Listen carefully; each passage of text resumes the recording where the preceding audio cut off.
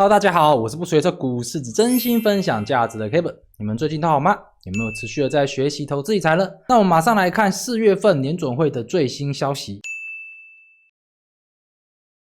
那这个最新消息是在4月16号礼拜三的时候呢，在芝加哥的演说现场，联准会的主席鲍威尔的讲话。那在这个讲话的过程当中，就有人提问，市场原预期2025年联准会就会开始降息，但是呢，最近联准会的官员的谈话似乎打破了这一个期待。那这时候呢，鲍威尔就回应，我们目前的首要任务呢，是要实现价格稳定，也就是要控制通膨。考量当前的环境，尤其是因为新关税才刚开始实施，进口型的通膨压力呢已经开始逐渐的上升，联准会还没有足够的信心可以开始降息。那这段话呢 Kevin 解读成市场原本想要听到费德说我们已经准备好了要开始降息的，结果呢这次鲍威尔的谈话呢其实就表示呢他还不够放心，因为他觉得关税所造成的通膨不确定性非常的高，所以他也是在表示他不是不想降息，而是因为呢通膨可能会变得不受控制。接下来又有人提问，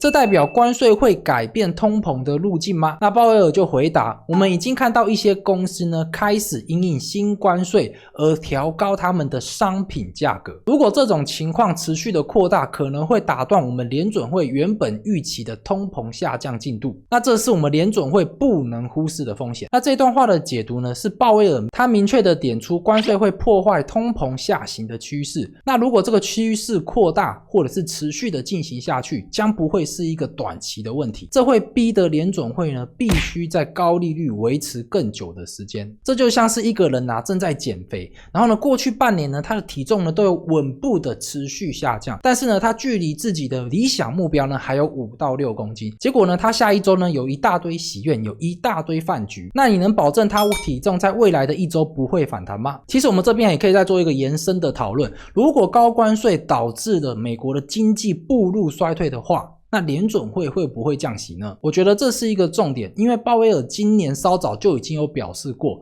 他会看失业率的状况呢再做一个考量，因为失业率呢是经济衰退的前置指标，所以要是失业率非常的稳定，那联准会应该是不会开始降息。那大家还记得吗？联准会的使命第一个就是控制物价的稳定，那第二个则是维持经济的稳定，所以这个状况这两个稳定的状况其实在今年会发生一个冲突，因为关税如果提升导致经济衰退的话，那降息的货币政策就会使得通膨难以压制，然后呢产生反弹的一个情况，所以呢我觉得联准会在今年真的是非常的两难。那不过好消息就是美国的失业率目前还是一个稳定的状况。那接下来有人就提问，就业数据依然强劲，会不会帮助你有信心去降息呢？那鲍威尔就表示，没错，美国的劳动力市场现在依旧是非常的强劲，但这种强劲的表现其实是建立在价格稳定之上，如果通膨重新的上升，然后呢薪资的成长都跟不上的话，那最终呢就会损害到就业市场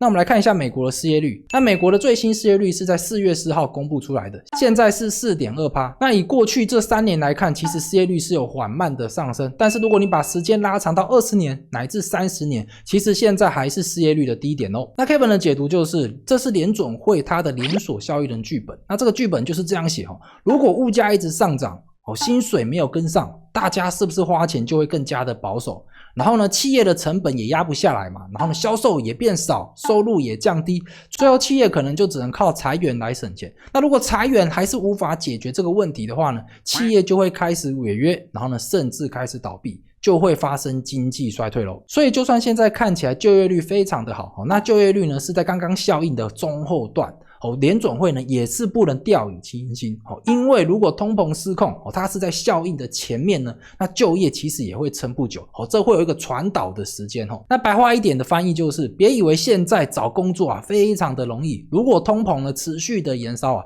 之后呢企业撑不住你连面试的机会都没有了。那接下来呢，又有人提问，你是否倾向于按兵不动，等待更清楚的讯号呢？那鲍威尔就表示呢，我们并不急于采取行动，我们需要更多的数据来确认通膨正处在可持续下行的道路上，而不是短暂的被表面的因素所掩盖。这就像是减肥一样，你一天不吃饭，你体重当然会有所下降，但这只是短暂的你明天吃起饭来又回到原来的状况。那 Kevin 的解读就是啊，他这段话其实就是在说，我知道你们想要听降息的消息，但是我们联准会真的不急，我们可以慢慢的。因为现在的经济状况，也就是失业率啊，是非常的稳定。鲍威尔的态度就像是啊，我们现在呢是有本钱可以慢慢的喝咖啡，去等待结果出来。不急不躁，然后呢不用硬降息。那最后一个提问就是啊，面对贸易战等政治的变数，如何确保联准会不会被牵着鼻子走？那鲍威尔就表示呢，我们不会依据政治的情势来做货币政策的变动，我们专注于美国经济需要什么，我们才要做什么。这就是为什么联准会的独立性是联准会的制度当中非常重要的基础。那 Kevin 的解读就是，他这句话其实看起来像蛮温和的，很像很官方，但是呢，他是在跟市场打一个预防针，那就是呢，就算是中美真的关税达到如火如荼，或者是呢2026年美国的中期选举已经到了，那 Fed 呢也不会因为这些政治的因素就改变他们的货币政策哦。那这一段反弹 Kevin 有一些心得要跟大家分享。首先呢，关税呢其实就是历史长河当中的一点点的乱流啊。对投资人来说呢，联准会不急着降息，我觉得不见得是一件坏事，因为我们可以持续买到高殖利率的美债，然后持续领着高利息。像是我拍片的当下，6个月到期的美国公债殖利率也有 4.2%。那如果你想要了解如何直接去购买短期的美国公债，可以看我上面这期影片。而且我自己也是蛮相信美国到最后呢会跟大部分的国家都达成某种协议，所以这个关税的影响呢是不用过度去放大的。那我这边回复一些观众的问题，因为我自己呢是有花非常大的资金在购买美债，那就有观众问我说，美国会不会发生违约的状况啊？那 Kevin 的回复就是，如果你跑去跟全班第一名说，下次考试你让一下，那我跟你讲，全班第一名他不但不让，他还会照常考满分，然后呢继续领着他的奖学金，并且他还会告诉你，这他也没有办法。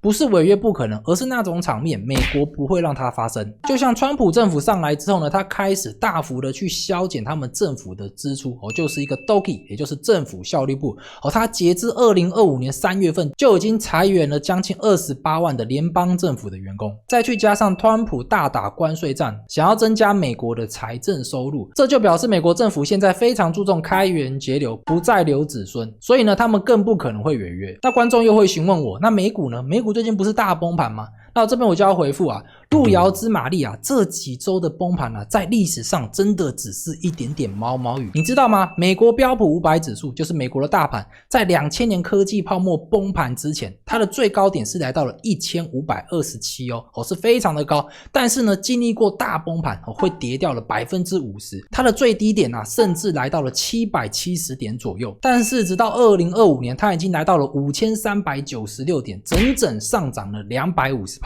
如果你是一个非常衰的人，你在2000年的时候呢，你投资了100万在标普500指数的 ETF 当中，根据历史的数据以及股息再投资的一个复利计算啊，你什么都不动你这几年什么都不动，你现在的账户呢，它的资产已经超过了600万了。过去20年标普500指数的年均报酬率啊是将近 10.1% 但是呢，我一定要提醒大家的就是啊，年化报酬率 10% 不代表说你每年稳稳的赚 10%它是经历过了大涨的狂喜崩盘的恐慌，还有无止境的盘整一堆你看不懂的政策乱流呢交错而来的一个结果所以我们现在看到的一些下跌，其实只是这过程当中的一些杂讯，就像是我们在登山的时候开始下雨或者是起雾，你不会因此就掉头下山，你会穿好雨衣，然后呢持续的往前走。那这才是投资真正的逻辑，不是逃避波动，而是穿越波动低谷。好啦，如果你想要了解如何投资标普500指数的 ETF， 那我有做一期影片详细的分析那我将影片连结放在这边你有兴趣的话可以前去观看。好了，我是不决策股市真心分享价值的 Kevin， 如果你觉得这期影片对你有帮助，别忘了点个赞再走。那 Kevin 持续输出不易 ，Kevin 非常需要你支持，我们下期影片见，拜拜。那这段话 Kevin 的解读是，Kevin 的解读就是那这段话 Kevin 自己的解读，他明确的点出，那这段话 Kevin 的解读鲍威尔，